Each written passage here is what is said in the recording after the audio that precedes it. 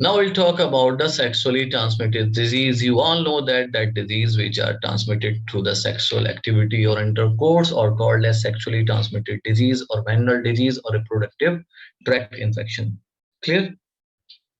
Okay. Remember this gonorrhea, syphilis, herpes, chlamydiasis, warts, trichomoniasis, hepatitis B, HIV leading to AIDS are some of the most life-threatening STDs.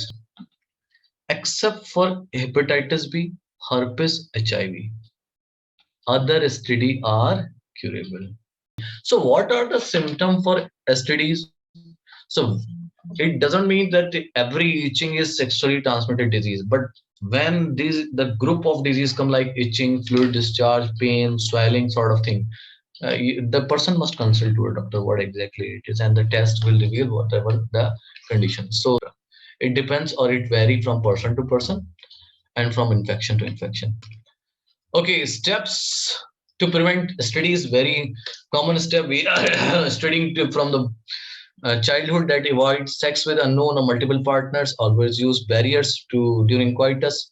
If in doubt, if you have doubt, if you means anyone, any person who is feeling that he has the symptoms of sexually transmitted disease can go for early detection. That is very good, and get treatment for the disease. Early detection is very good. Why?